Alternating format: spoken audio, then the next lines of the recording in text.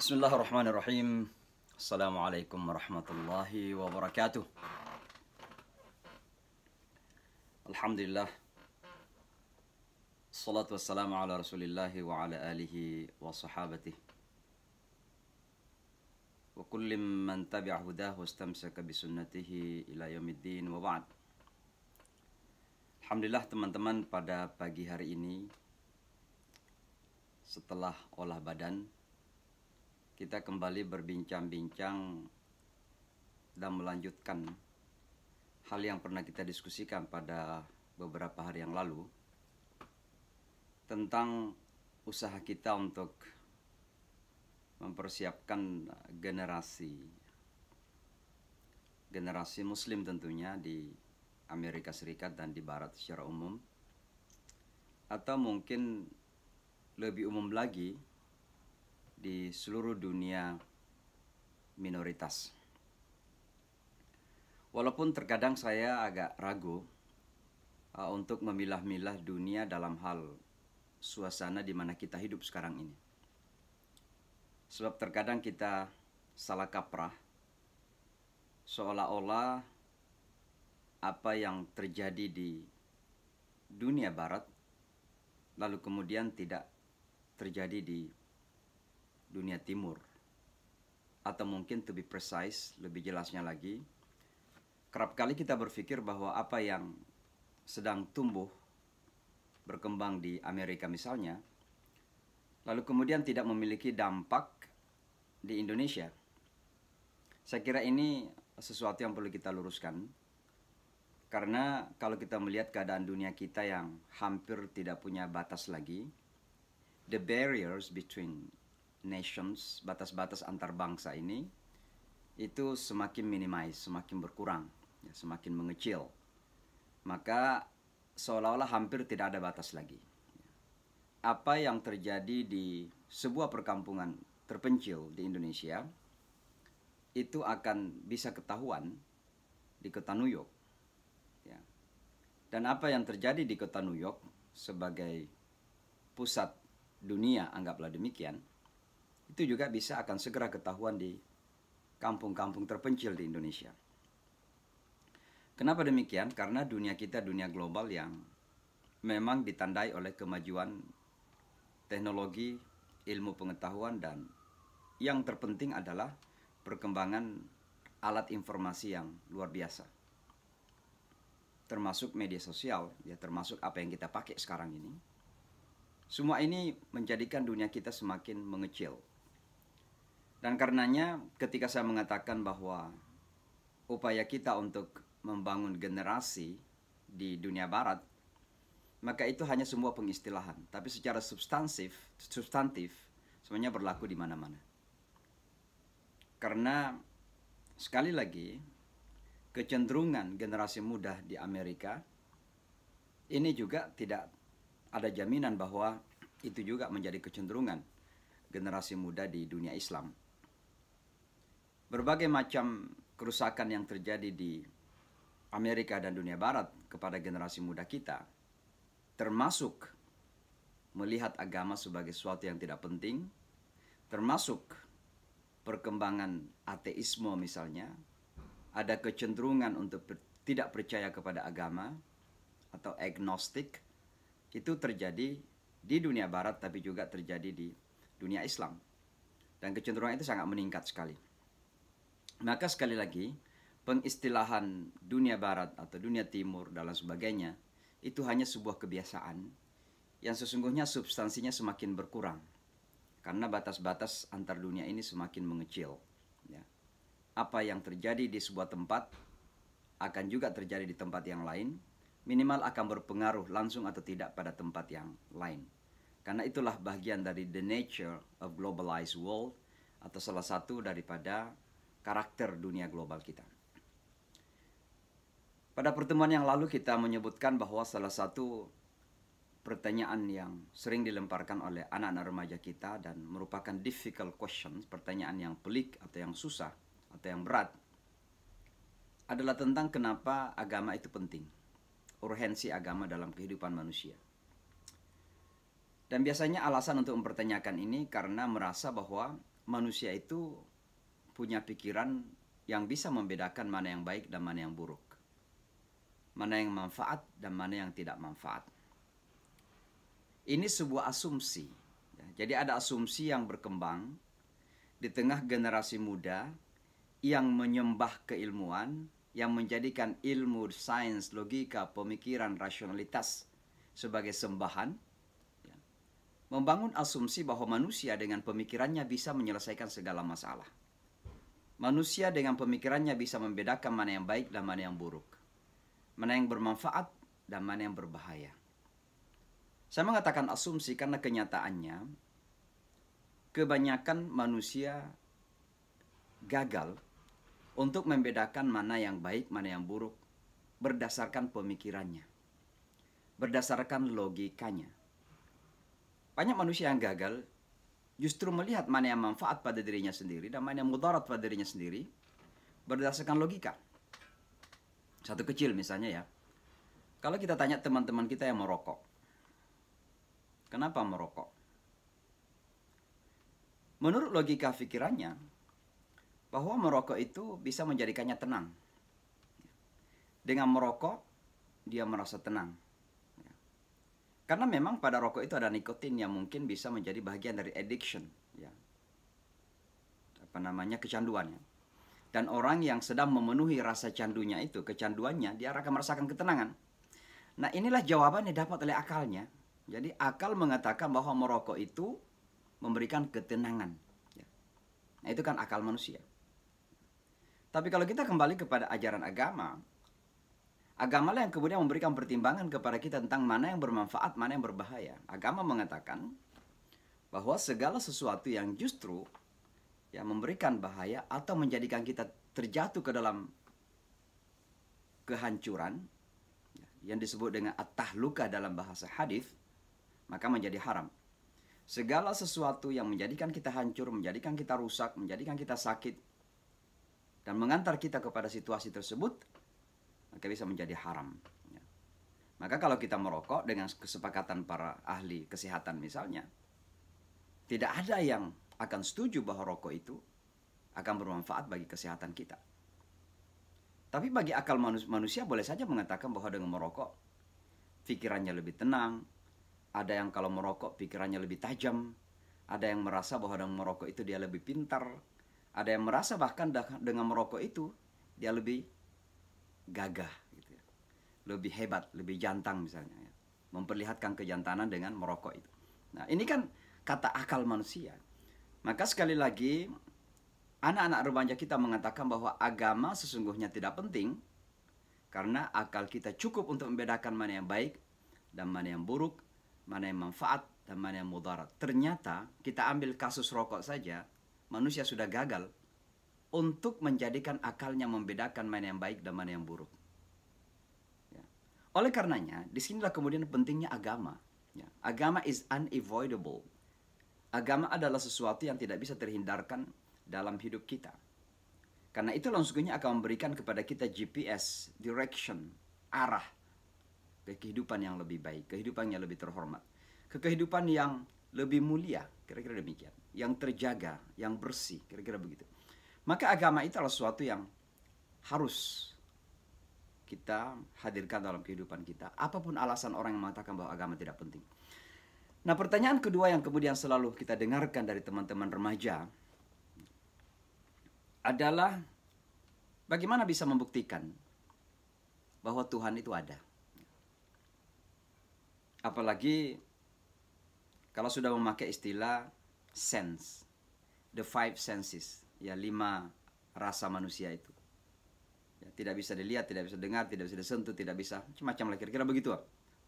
Lalu seolah-olah yang tidak bisa disentuh itu nggak ada. Ini saya kira juga argumentasi yang sangat rapuh dan mudah untuk terpatahkan. Tapi biasanya ini yang terpakai oleh teman-teman yang kemudian menjadikan logika itu sebagai sembahan. Seolah logika segala-galanya dalam kehidupan ini. Sejujurnya, wujud Tuhan itu adalah sesuatu yang paling nyata dalam kehidupan kita. Dan sesuatu yang paling tidak bisa terhindarkan. Bahkan sebenarnya ketika kita mengingkari wujud Tuhan, ya wujud Allah pencipta, maka itu adalah pengingkaran yang nyata kepada wujud diri kita sendiri. Karena sejatinya eksistensi kita, keadaan kita atau keberadaan kita, wujud kita ini itu ada karena adanya wujud yang di atas. Dalam istilah yang lain bahwa al-mawjudu, semuanya itu yang mawjud, yang ada ini, itu ada, mawjudun, ada karena al-wujud, karena yang eksis itu. Artinya apa? Segala yang ada dalam alam semesta ini, apapun bentuknya itu ada karena adanya Dia, Allah Subhanahu wa taala. Maka sesungguhnya yang paling nyata dalam kehidupan kita itu adalah Allah Subhanahu wa taala. Yang paling wujud itu Allah Subhanahu wa taala. Adanya sesuatu yang kita anggap terwujud, exist, itu adalah karena adanya Dia yang wujud, Allah Subhanahu wa taala. Maka Dia yang mengadakan segala yang ada, ya. Al-mawjudatu, mawjudun, semuanya itu karena Dia yang mengadakan. Maka sekali lagi, sesungguhnya yang paling nyata ya dalam kehidupan kita itu adalah wujudnya Allah Subhanahu wa taala. Mungkin kalau memakai bahasa yang sederhana, dimanapun kita menengok dan dimanapun kita melihat, akan nampak tanda-tanda wujud eksistensi Allah Subhanahu wa taala. Maka pengingkaran kepada wujudnya atau eksistensinya Allah Subhanahu wa taala adalah pengingkaran yang paling nyata. Nah, itulah disebut dengan kufur yang paling nyata, ya. Maka sekali lagi, kalau kita ditanya oleh anak remaja kita tentang bagaimana membuktikan bahwa Allah itu ada, maka tentu pembuktian ini tentu perlu ayat-ayat. Itu bahasa Arab, ayat-ayat. Tapi ayat-ayat itu artinya tanda-tanda. Dan ayat-ayat itu tentu ada dua macam, ya. Ada dua manifestasi. Ada ayatullahi, ya, yang terucapkan, ya. Dan ada ayatullahi al-makhluqah yang terciptakan. Maka tanda Allah yang terbesar sesungguhnya, ya, yang sejak kita lahir ada itu adalah diri kita sendiri. Dan itulah yang disebut dengan fitrah manusia. Jauh sebelum kita lahir, Allah Subhanahu wa taala sudah menjadikan bagian dari kehidupan kita ini, nature of our life, tabiat kehidupan kita ini, untuk meyakini adanya Allah Subhanahu wa taala. Alastu birabbikum qalu bala syahidna. Semua kita ditanya, bukankah saya Tuhanmu? Dan semua yang katakan bala, kita bersaksi bahwa Allah adalah Tuhan kita. Dan itulah menjadi bagian dari jati diri kita yang paling sejati. Maka kita lahir dalam keadaan fitrah itu. Fitratullahi allati fatara an-nasa 'alaiha. Kita diciptakan dengan fitrah itu, dan kita lahir dalam keadaan fitrah itu. Kullu mauludin yuladu 'alal fitrah. Semua yang terlahir, semua anak yang terlahir dalam keadaan fitrah. Ya. Maka eksistensi Allah yang paling besar adalah adanya kefitrahan kita yang tidak mungkin bisa mengingkari itu. Orang yang mengingkari wujud Allah adalah pendusta terbesar dalam kehidupannya. Dan kedustaan yang terbesar yang dilakukan adalah kedustaan kepada dirinya sendiri. Karena sesungguhnya dirinya mengakui eksistensi Allah Subhanahu wa taala itu. Kita membaca dalam Al-Quran bagaimana sikap para Arab Quraisy, para kufar ketika itu. Yang mereka kita melihat menyembah ragam patung. Dalam sejarah kita dapatkan lebih 300-360 patung di sekitar Ka'bah ketika itu disembah oleh mereka. Tapi kalau ditanya, man khalaqas samawati wal ard, siapa yang menciptakan langit dan bumi? Mereka mengatakan Allah. Mereka percaya kepada Allah. Kalau ditanya kenapa kamu menyembah semua patung-patung ini? Mereka mengatakan innamal yuqarribuna ilallahi zulfa. Mereka ini hanya mendekatkan kita kepada Allah saja. Tapi mereka percaya kepada Tuhan yang satu itu. Artinya apa?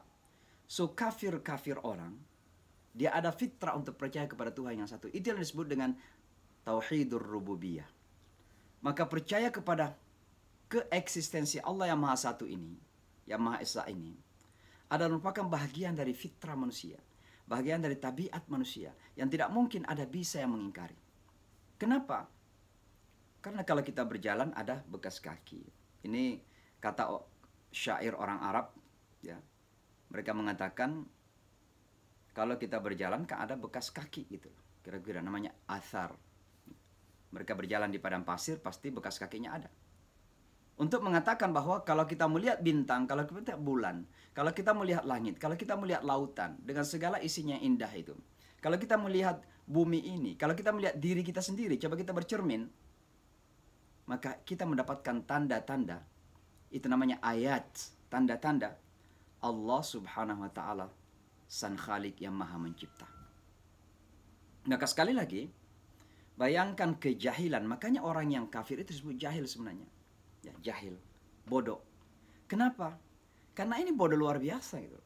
Coba bercermin, dilihat dirinya. Sebuah ayat Allah yang terbesar, tanda kebesaran Allah, tanda eksistensi Allah. Tapi pada saat yang sama kok tidak percaya gitu loh. Ya. Padahal pertama dalam relung batinnya yang paling dalam yang disebut fitrah itu ada yang mengakui Allah. Dan yang kedua dengan melihat dirinya sendiri, dia melihat kebesaran Allah Subhanahu wa taala. Nah, itulah disebut dengan ayatullahil makhluq. Ayat Allah yang tercipta. Di mana saja kita menengok akan kita lihat kebesaran Allah Subhanahu wa taala.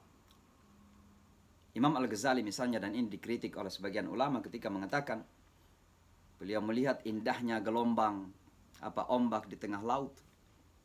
Lalu mengatakan, saya melihat Tuhanku berenang. Walaupun ini tentunya ungkapan yang bagi sebagian yang secara simplistik memahaminya salah kan. Saya melihat Tuhanku berenang. Padahal maksudnya saya melihat kebesaran Allah dengan gelombang ombak yang indah itu. Itulah Imam Al-Ghazali. Kedalaman spiritualitas, kedalaman ruhiyah yang dimiliki oleh Imam Al-Ghazali. Ya. Maka terkadang ungkapan para ulama kita adalah ungkapan yang harus ditafsirkan. Jangan diambil secara hitam putih. Ya. Sama juga ketika Al-Quran mengatakan was'alil qaryah, tanya kampung. Masa kampung mau ditanya? Maksudnya itu penduduk kampung. Begitu kan? Jadi ada perlu penafsiran itu. Artinya apa? Jangan kita simplistik dalam memahami sebuah pernyataan. Gitu.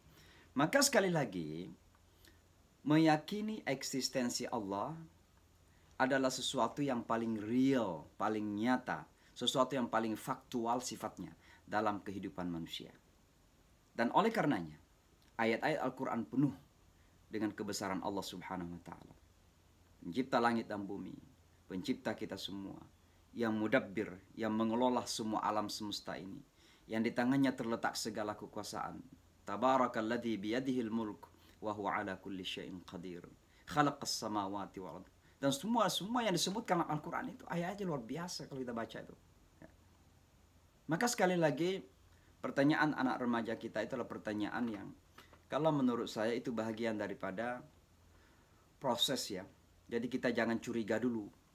Kita jangan kemudian merasa bahwa ketika anak-anak kita kritis dan mempertanyakan hingga tentang eksistensi Allah, lalu kemudian kita jumping, kita melompat mengambil kesimpulan bahwa anak-anak kita sepertinya tidak beriman lagi. Belum tentu.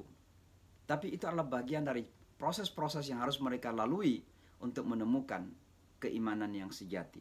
Kalau dalam bahasa Ibrahim alaihissalatu wassalam, walakin liyatma'inna qalbi, agar hatiku menjadi tenang. Maka anak-anak kita ini banyak sekali yang mempertanyakan hal yang kritis, termasuk hal yang sangat fundamental tadi itu, apakah Allah itu ada? Bagaimana membuktikan bahwa Allah itu ada?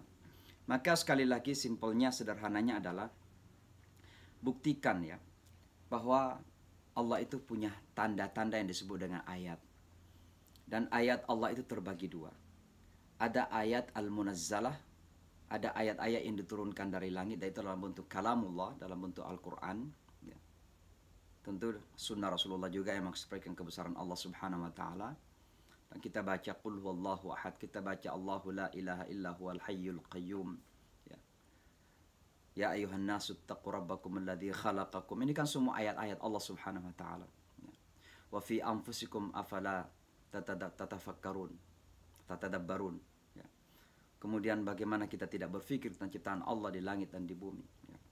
Wasyamsu tajri li mustaqarrin laha, dzalika taqdirul azizil alim. والقمر قدرناه منازل حتى عاد كالعرجون القديم لا الشمس ينبغي لها أن تدرك القمر ولا الليل سابق النهار وكل في فلك يسبحون. Ini kan semua tanda-tanda kebesaran Allah. Dan semakin kita dalami ilmu fisik, ilmu fisika, ilmu alam semesta ini, akan semakin kita kagum dengan informasi-informasi yang kita dapatkan dalam Al-Quran. Bagaimana Allah mengatakan wa kullun fi falakin yasbahun, bahwa segala yang ada di alam semesta ini seolah-olah berenang-renang gitu. Ya, karena memang berputar terus-menerus gitu.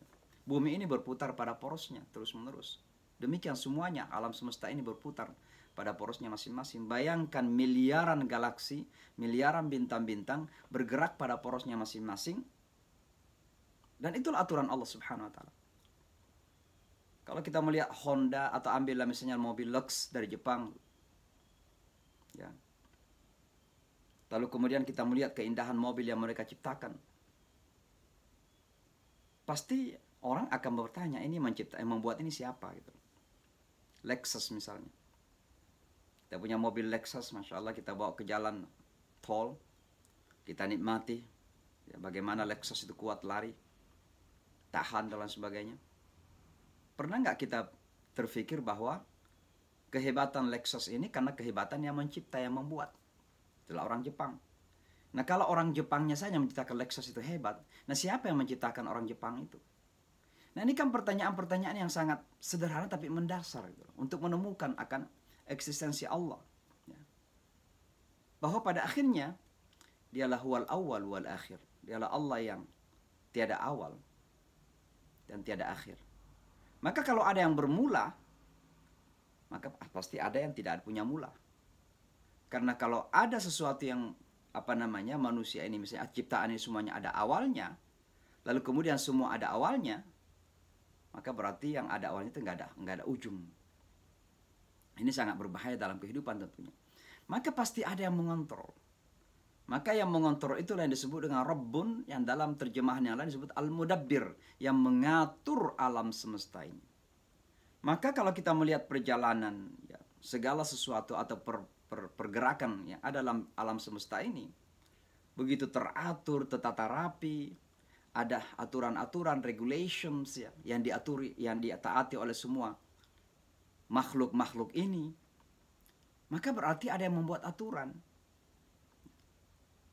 Dan kalau kita melihat kehidupan manusia sendiri yang begitu ragam, ada yang kaya, ada yang setengah kaya, ada yang biasa biasa, ada yang miskin, ada yang sangat miskin, ada yang nggak punya apa-apa dalam kehidupan. Loh kok bisa begitu? Apakah memang mereka yang miskin itu tidak berusaha? Belum tentu. Apakah yang mereka miskin itu malas? Belum tentu. Apakah yang mereka kaya itu adalah karena pekerja keras dan pintar? Belum tentu. Ada orang kaya bodoh, mohon maaf ini. Apakah mereka yang kuat punya kekuasaan itu karena pintar? Belum tentu. Ada orang yang berkuasa itu bodoh, mohon maaf. Tapi kenapa bisa terjadi begitu? Allah memberikan kekuasaan kepada Fir'aun juga. Allah memberikan kekayaan kepada Haman juga. Dan seterusnya dan seterusnya. Demikianlah Allah membagi kehidupan ini. Kenapa? Karena Allah tahu apa yang akan terjadi dalam kehidupan manusia itu. Dan Allah memberikan pada setiap manusia itu sesuai dengan kapasitas masing-masing. Untuk hikmah yang Allah Maha tahu. Mungkin kita nggak tahu. Kenapa Allah memberikan kekuasaan kepada Fir'aun? Kenapa justru yang tidak diangkat jadi raja dan berkuasa seperti Fir'aun ketika adalah Musa, sehingga dia bisa merubah Mesir dan dunia ini menjadi lebih baik? Ada hikmah yang kita tidak tahu. Tapi intinya adalah ada yang mengatur segala sesuatu di balik dari segala sesuatu yang kita lihat ini. Kalau kita kembali kepada diri kita, Bapak dan Ibu sekalian, bagaimana tatanan fisik kita ini, tubuh kita ini, otak kita ini bisa berfungsi karena ada aliran darah ya. Dan semua saling terkait. Bagaimana mata ya, yang kemudian terpantul dengan sesuatu, lalu kemudian langsung diserap oleh otak kita dan difahami gitu loh. Oh bahwa ini warnanya kuning, ini warnanya merah, ini warnanya hijau, ini putih dan sebagainya. Karena mata itu langsung berhubungan dengan nerve kita. Nah kalau kita tahu ya, apalagi mereka yang ahli tentunya, pasti mereka akan lebih terkagum-kagum. Dan itulah sebabnya begitu banyak ahli ya, ilmu pengetahuan, para cendekiawan, para intelektual, yang kemudian memeluk agama ini. Karena mendapatkan kebesaran Allah pada ayat-ayat makhlukah tersebut. Bagaimana aliran darah dalam tubuh kita ini yang tidak henti. Bayangkan kalau Allah menghentikan sementara darah ini mengalir dalam tubuh kita. Tidak ada darah lagi yang mengalir ke jantung kita. Atau jantung kita tidak memompa lagi. Dan itu disebut dengan jantungan. Ya, sakit jantung atau serangan jantung misalnya. Luar biasa kan. Atau misalnya kita berbicara tentang pernafasan kita. Apalagi dalam konteks corona sekarang ini. Nah, Bapak dan Ibu sekalian, berbicara tentang eksistensi dan kebesaran Allah ini tiada hentinya. Dan tiada putusnya, tiada batasnya. Kenapa? Karena memang ini adalah kenyataan yang paling real dalam kehidupan kita. Fakta terbesar dalam kehidupan kita adalah eksistensi Allah Subhanahu wa Ta'ala. Kita ini tidak ada kalau bukan adanya Allah Subhanahu wa Ta'ala. Dan oleh karenanya, sekali lagi kembali kepada pertanyaan anak remaja kita tadi, bahwa apakah Allah itu memang ada, maka saya kira itu adalah pertanyaan yang didorong oleh kuriositas yang tinggi. Maka jangan direndahkan, jangan dicurigai, tapi berikanlah jawaban-jawaban yang masuk akal, yang logis, yang rasional, dan kira-kira bisa dicerna. Saya kira terkadang kita tidak perlu berfilsafat yang terlalu jauh, tapi coba sampaikan bukti-bukti, tanda-tanda, alasan-alasan, argumentasi yang kira-kira bisa diserap oleh anak-anak remaja kita. Ya. Tentu ya terkadang juga kita para ustadz, kemampuan kita hanya membaca ayat Al-Quran saja. Kalau ditanya tentang bagaimana bisa membuktikan bahwa Allah itu atau Tuhan itu cuma satu, kita cuma membaca Qul huwallahu ahad, Allahus samad, lam yalid, walam yulad, walam yakul lahu kufuwan ahad. Benar, 100% benar. Tapi apakah dengan membaca ayat ini anak-anak kita bisa mencerna itu? Atau perlu mengkomunikasikan dengan bukti-bukti, alasan-alasan, argumentasi. Dan itulah cara Islam. Al-Quran itu sangat argumentatif. Kedalaman argumentasi Al-Quran itu nggak terukur. Maka kita yang berusaha menyampaikan kebenaran ini, termasuk kepada generasi muda kita, harus memiliki argumentasi yang cukup. Ya tentu dengan komunikasi yang benar pula. Jadi jangan hanya kemudian membacakan ayat-ayat dan merasa bahwa anak-anak kita sudah paham. Bagaimana membuktikan kebesaran Allah? Allahu la ilaha illa huwal hayyul qayyum, la ta'khudhuhu sinatun wala naum. Ya anak-anak mungkin kita sudah hafal gitu.